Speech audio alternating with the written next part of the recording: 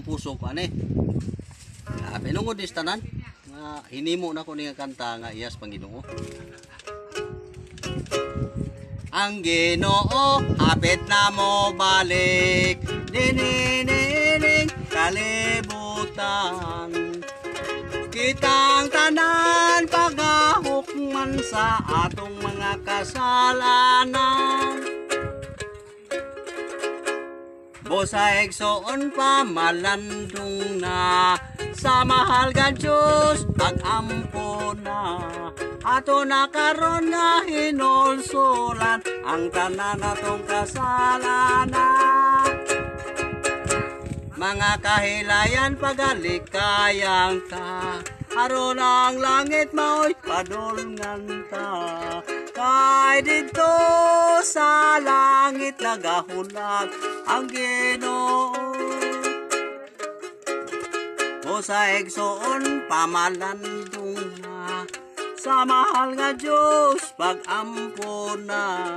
Ato na karon nga hinulsulan ang tanan natong kasalanan.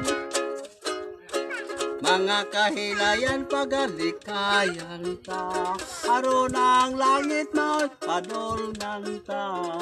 Kay dito sa langit nagahulat ang Ginoo. Dito sa langit wala na'y kasakit, lunlon kalipay bation mo. Kay si Kristo siya ang dalan, padulong sa kaluwasan.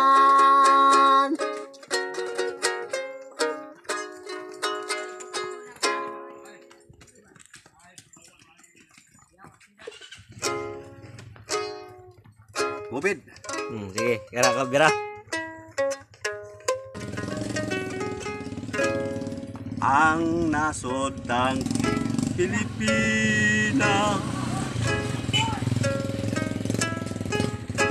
Luzon, Visayas, Mindanao, sa katalagman giagian, adunay bagyo og linugma.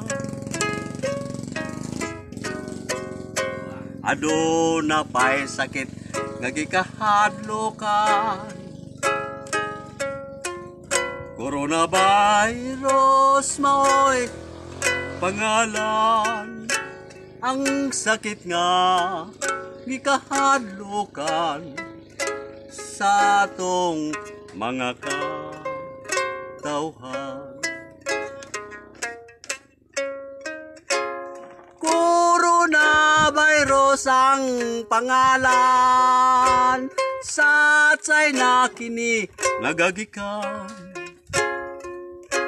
Ning kuyanap sa tibuok nga kalibutan, daghan ng kinabuhi ninigipukan. Busa kong kaiksonan, ato gyud kini nga bantayan. Mga kamot nato paghugasan, babaw gilong sa pismas sampungan. Labi na gyud ko na dunay dayuhan, ato gyud kini sila nga bantayan. Social distancing ang ikinahanglan, aron yan ang virus dili kamataptan. Kang mahal na tong presidente nga mao si Rodrigo Duterte, nangita kini siyag mga pamaagi para sakit nga COVID dili mo sige. Nagpalit siyag mga baksin, ang katawhan niya ang gipabakunahan. aron sa sakit nga COVID, dili na kini mataptang. Ang mahal na tong presidente nga mao si Rodrigo Duterte, nangita kini siyag mga pamaagi para sakit nga COVID dili mo sige. Nagpalit siyag mga baksin, ang katawan niya ang gipabakunahan aron sa sakit nga COVID, dili na kini mataptang.